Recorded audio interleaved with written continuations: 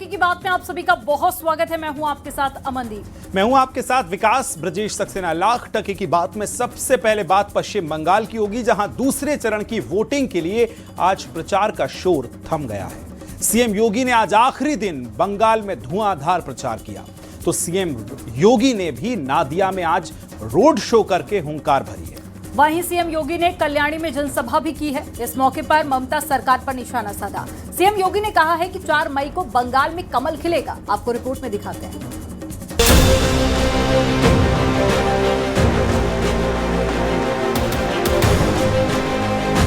पश्चिम बंगाल के आखिरी चरण के लिए सीएम योगी ने ताबड़तोड़ प्रचार किया।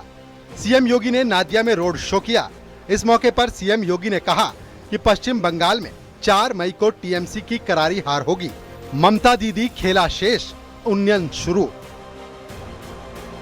दीदी जो बात करती है और जिसके नाम पे गुमराह करती थी, बंगाल के अंदर अब ममता दीदी जो आप कहते थे कि खेला होबे, अब खेला नहीं होगा, खेला शेष, उन्नयन शुरू। सीएम योगी ने कहा कि यूपी की तरह पश्चिम बंगाल का भी विकास बीजेपी करेगी। माफिया राज खत्म होगा, गुंडे बदमाशों के खिलाफ बुलडोजर वाला इंसाफ होगा। जैसे यूपी के अंदर वहां के माफिया राज को समाप्त किया गया, करप्शन को समाप्त किया गया, डबल इंजन की सरकार आई, सरकार ने ये किया और जो बचा था उसको बुलडोजर ने पूरा कर दिया। पश्चिम बंगाल के थाने खाली में जनसभा के दौरान सीएम योगी ने बड़ा बयान दिया। उन्होंने कहा कि डबल इंजन सरकार में जय श्री राम और हर हर महादेव बोलने पर रोक नहीं, लेकिन सड़कों पर इफ्तारी जरूर बंद हो जाती है। डबल इंजन सरकार में जय श्री राम बोलने पर प्रतिबंध नहीं होता, हर हर महादेव को बोलने में प्रतिबंध नहीं होता, लेकिन सड़कों पर इफ्तारी की दावत बंद जरूर हो जाती है। पश्चिम बंगाल के हुबली में सीएम योगी आदित्यनाथ ने बाबा तारकनाथ मंदिर में दर्शन पूजन भी किए और बीजेपी की जीत का आशीर्वाद मांगा। Bureau report, news 18, UP Uttarakhand. तो पश्चिम बंगाल में चुनाव का शोर तो थम गया है, लेकिन आखिरी दिन बीजेपी ने अपनी पूरी ताकत झोंक दी है। एक तरफ तो प्रधानमंत्री नरेंद्र मोदी ने बैरकपुर में विशाल रैली कर आखिरी दांव चला, वहीं अमित शाह ने कोलकाता के बेहाला में रोड शो कर शक्ति प्रदर्शन किया है। आपको रिपोर्ट में दिखाते हैं। पश्चिम बंगाल में चुनावी शोर थम गया है। प्रचार के आखिरी दिन में बीजेपी ने अपनी पूरी ताकत झोंक दी। एक तरफ प्रधानमंत्री नरेंद्र मोदी ने बैरकपुर में विशाल रैली कर आखिरी दाव चला, वहीं अमित शाह ने कोलकाता के बेहाला में रोड शो कर शक्ति प्रदर्शन किया। आखिरी दौर में बीजेपी के दोनों स्टार प्रचारक चुनावी मैदान में उतरकर वोटरों तक पहुंचने की कोशिश में जुटे रहे। बंगाल में ममता बनर्जी के साथ मुकाबला और भी कांटे का हो गया। बैरकपुर में पीएम मोदी ने कहा कि बंगाल में बदलाव होने जा रहा है। पहले ही चरण में बंगाल के लोगों ने परिवर्तन की नींव रखी और अब दूसरे चरण में भी बंगाल के वोटर बीजेपी पर ही भरोसा जताएंगे और बंगाल को टीएमसी से आजादी मिलेगी। आपने 70 साल कांग्रेस, लेफ्ट और टीएमसी को दिए हैं। आज ये तीनों ही एक गठबंधन में है, एक ही थाली के चट्टे बट्टे हैं। आप एक मौका भाजपा को देकर देखिए, आप एक मौका मोदी को देकर देखिए। हम सब मिलकर बंगाल को हर बेड़ी से आजादी दिलाएंगे। कोलकाता में बेहाला में केंद्रीय मंत्री अमित शाह ने रोड शो किया। इस दौरान गृह मंत्री अमित शाह ने न्यूज़ 18 से एक्सक्लूसिव बातचीत की और दावा किया कि बंगाल में प्रचंड बहुमत से सरकार बन रही है। साथ ही शाह ने कहा कि बंगाल में चुनाव शांतिपूर्ण तरीके से हो रहे हैं। पूरे बंगाल की जनता को मालूम है, माँ माटी मानुष का उनका जो पुराना नारा था वो फेल हो चुका है। उन्होंने ना माँ का सम्मान किया, ना माटी का किया। अमित जी, इस बार आप चुनाव प्रचार मैदान में कितनी सीटों का टारगेट रख रहे हैं? हम बहुत प्रचंड बहुमत के साथ चुनाव जीतेंगे। बीजेपी का दावा है कि इस बार बंगाल की फिजा में बदलाव होकर रहेगा। अब देखना होगा बंगाल का ताज किसके सिर सजेगा। Bureau report, news 18। गाजीपुर में लड़की की मौत पर एसपी और कांग्रेस लगातार बीजेपी पर हमलावर है। अखिलेश ने यहां कल 4 नेताओं का डेलीगेशन भेजकर 5 लाख की आर्थिक मदद देने का ऐलान कर दिया है, तो वहीं पर कांग्रेस के डेलीगेशन को आज रास्ते में रोक लिया गया। योगी सरकार में मंत्री ओपी राजभर और अनिल राजभर का कहना है कि गाजीपुर में फिलहाल शांति व्यवस्था कायम है, लेकिन एसपी कांग्रेस माहौल बिगाड़ना चाहते हैं। अगर ऐसी कोशिश हुई तो सरकार इस पर कड़ा एक्शन लेगी। रिपोर्ट दिखाते हैं।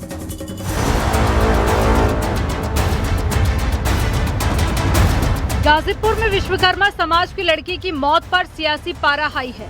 अखिलेश यादव ने ऐलान किया है कि मंगलवार को एसपी नेता राम आश्रय विश्वकर्मा के नेतृत्व में 4 लोग गाजीपुर जाएंगे। पार्टी पीड़ित परिवार की 5 लाख की मदद करेगी। विश्वकर्मा समाज ने कुछ पैसा जोड़ा है, कुछ पार्टी ने जोड़ा है। हम लोग उस परिवार की 5 लाख रुपए से तो मदद करने जा रहे हैं और कल ही हमारा फिर पुनः डेलीगेशन जाएगा। उसका नेतृत्व हमारी पार्टी के वरिष्ठ नेता आदरणीय विश्वकर्मा जी करेंगे, राम आश्रय विश्वकर्मा जी। अखिलेश यादव के बयान पर योगी सरकार के मंत्री ओपी राजभर ने करारा पलटवार किया। जहाँ विवाद उनके लोगों ने किया है वहाँ जरूर जाएंगे ताकि माहौल बिगड़े, क्योंकि उनकी आदत रही है कि वो चाहते हैं कि प्रदेश में दंगा हो, कर्फ्यू लगे। अमन चैन जो है योगी जी के राज्य में कहीं ना कर्फ्यू है ना कहीं दंगा है।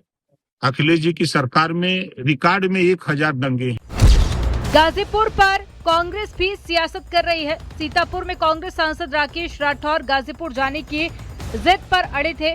प्रशासन के रोकने पर आमरण अनशन पर बैठ गए। 16 घंटे बाद उन्होंने अपना अनशन खत्म किया।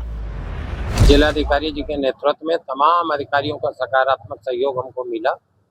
सबने एक बात का और एक बिंदु को उठाया, रखा और समझने का प्रयास किया।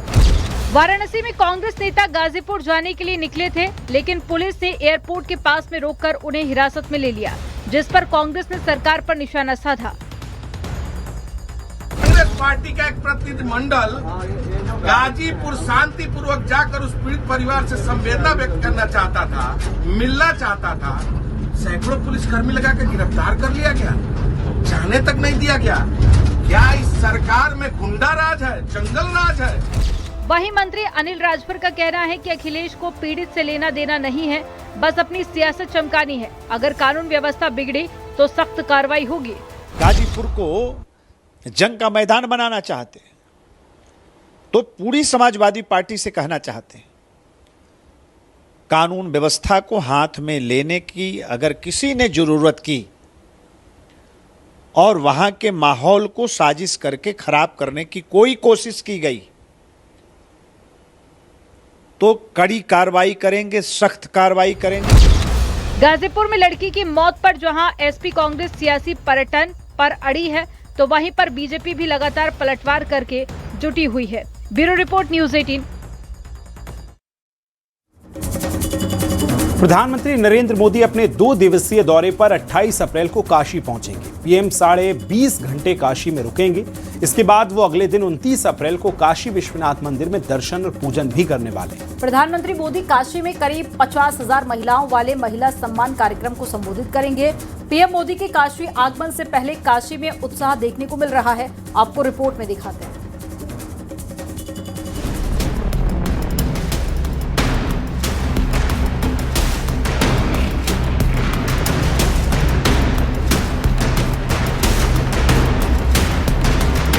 प्रधानमंत्री नरेंद्र मोदी कल से 2 दिन के काशी दौरे पर रहेंगे। पीएम मोदी के काशी दौरे को लेकर लोगों में काफी उत्साह देखने को मिल रहा है। 28 अप्रैल को 2 दिवसीय दौरे पर पीएम मोदी काशी पहुंच रहे हैं। पीएम मोदी नारी सम्मेलन में 50,000 महिलाओं को संबोधित करेंगे। इसके साथ ही 6,300 करोड़ की 160 परियोजनाओं का लोकार्पण और शिलान्यास भी करेंगे। पीएम मोदी 2 नई अमृत भारत ट्रेन को हरी झंडी दिखाएंगे। वाराणसी से पुणे और अयोध्या के बीच अमृत भारत ट्रेन चलेगी। 29 अप्रैल को 14 किलोमीटर के मिनी रोड शो के जरिए काशी वासियों से पीएम मोदी रूबरू होंगे। परेका के मंच पर पीएम मोदी के साथ राज्यपाल आनंदीबेन पटेल, मुख्यमंत्री योगी आदित्यनाथ, बीजेपी के राष्ट्रीय अध्यक्ष नितिन नवीन और प्रदेश अध्यक्ष पंकज चौधरी रहेंगे। 8 विधानसभाओं से करीब 50,000 महिलाओं को बुलाया गया है। इनमें आंगनबाड़ी कार्यकर्ता, आशा, एएनएम, महिला सफाई कर्मचारियों के अलावा सभी बीजेपी पार्षदों को हर वार्ड से 100 महिलाओं को लाने की जिम्मेदारी दी गई है। पीएम मोदी करीब 20 घंटे काशी में रहेंगे। काशी के बरेका में पीएम मोदी शाम करीब 5 बजे महिला सम्मेलन को संबोधित करेंगे। इसके बाद शाम 7 बजे काशी के बुद्धिजीवियों और महिलाओं से मुलाकात करेंगे। रात्रि विश्राम के बाद अगले दिन 29 अप्रैल की सुबह 8:30 बजे श्री काशी विश्वनाथ मंदिर जाएंगे। इस दौरान जगह जगह काशीवासी उनका स्वागत करेंगे। दिन में 10 बजे पीएम मोदी बाबतपुर से हरदोई रवाना हो जाएंगे। पीएम मोदी के काशी आगमन से पहले काशी में उत्साह देखने को मिल रहा है। स्कूली छात्राओं ने मानव श्रृंखला बनाई। Bureau report, news 18, UP Uttarakhand. Hardoi में गंगा एक्सप्रेसवे के लोकार्पण की तैयारियां जोरों पर हैं। 29 अप्रैल को प्रधानमंत्री नरेंद्र मोदी इसका उद्घाटन करेंगे। मल्लावा राघोपुर रोड पर बंदीपुर और कल्याणपुर गांव के बीच एक्सप्रेसवे कट के पास विशाल सभा स्थल तैयार किया जा रहा है। इस ऐतिहासिक कार्यक्रम को लेकर प्रशासन पूरी तरह से अलर्ट मोड पर है। रिपोर्ट में दिखाते हैं।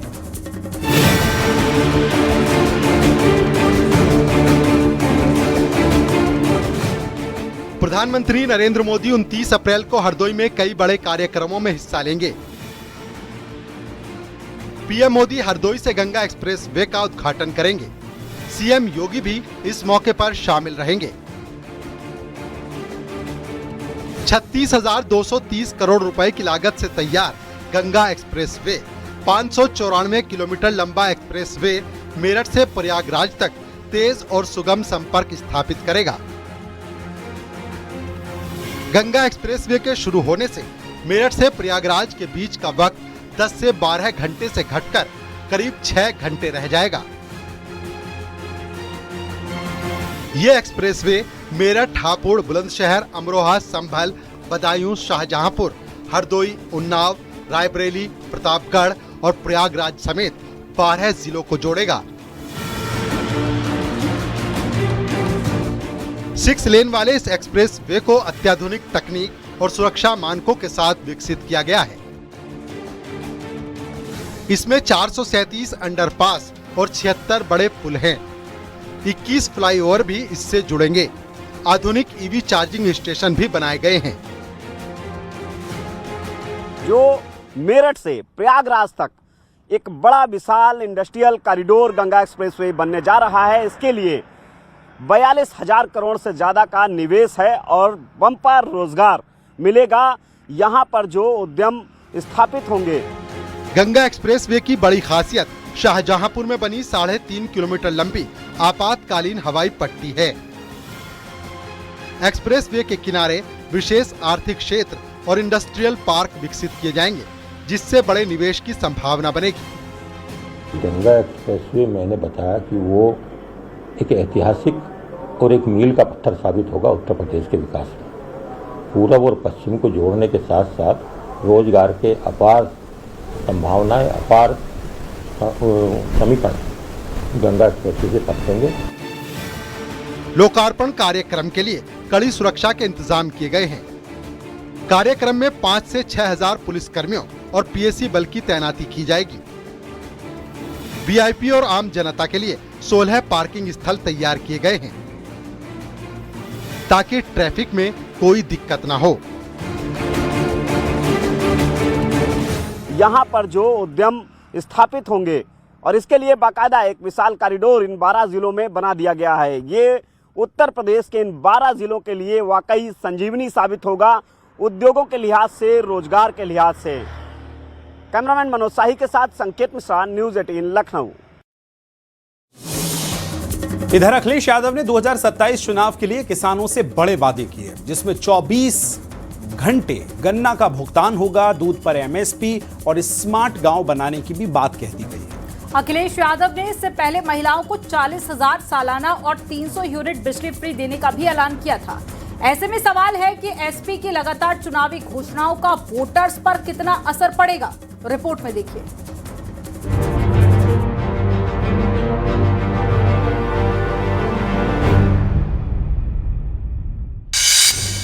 2027 विधानसभा चुनाव के लिए अखिलेश ने ऐलान किया है कि अगर उनकी सरकार बनती है तो महिलाओं को 40,000 रुपए हर साल दिए जाएंगे।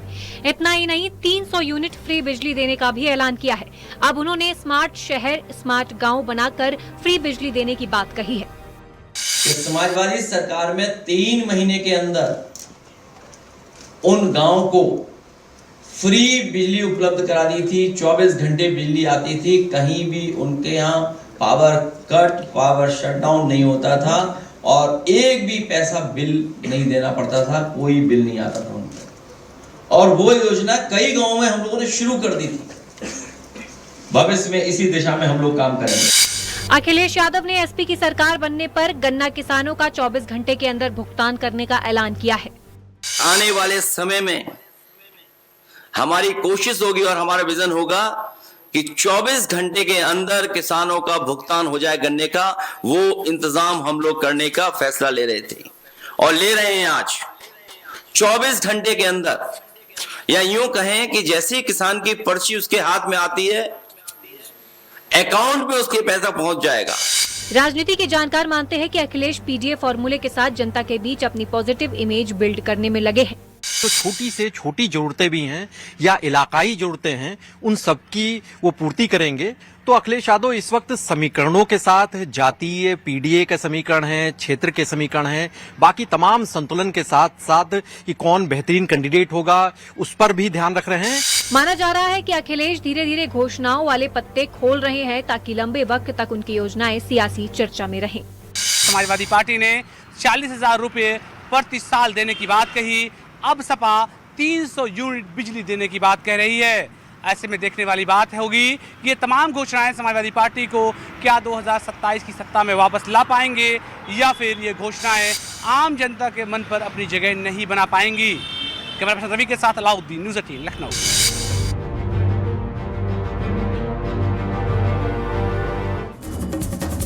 बीजेपी के राष्ट्रीय महामंत्री और संगठन के दिग्गज नेता विनोद तावड़े को यूपी बीजेपी का ऑब्जर्वर बनाकर लखनऊ भेजा गया, जहां पर उन्होंने मंत्रिमंडल विस्तार और संगठन में बड़े बदलावों को लेकर बैठकों का दौर शुरू कर दिया। अटकलें तेज हैं कि यूपी सरकार के कई उम्रदराज मंत्री सक्रिय हो गए हैं, जो अपने पदों को बचाए रखने के लिए लॉबिंग कर रहे हैं। सूत्रों के मुताबिक तावड़े ने अपनी रिपोर्ट केंद्रीय नेतृत्व को सौंप दी है। अब जिसके आधार पर जल्द ही मंत्रिमंडल में फेरबदल की संभावनाएं तेज हो गई हैं, रिपोर्ट में दिखा रहे हैं।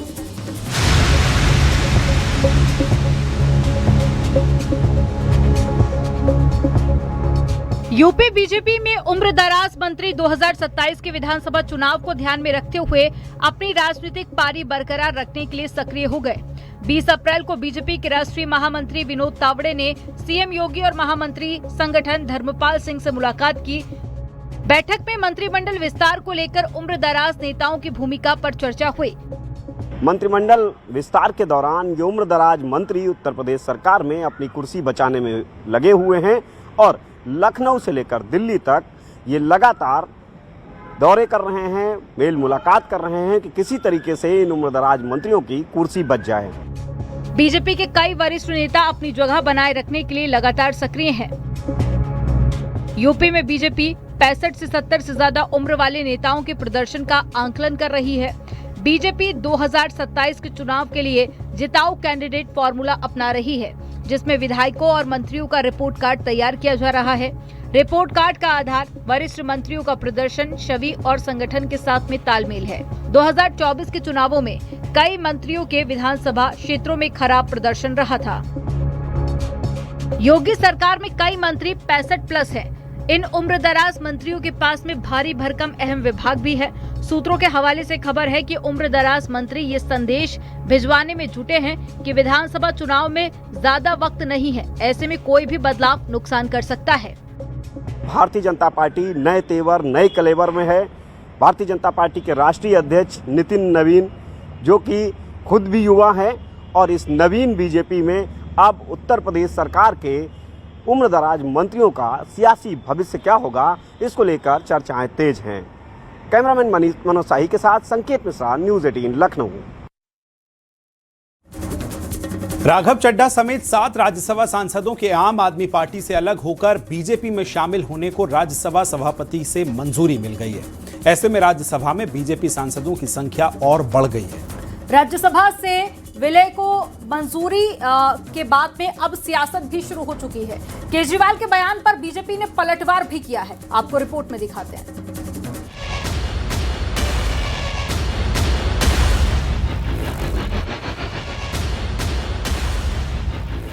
आम आदमी पार्टी के 7 बागी सांसदों को राज्यसभा सचिवालय से बीजेपी में विलय की मंजूरी मिल गई है।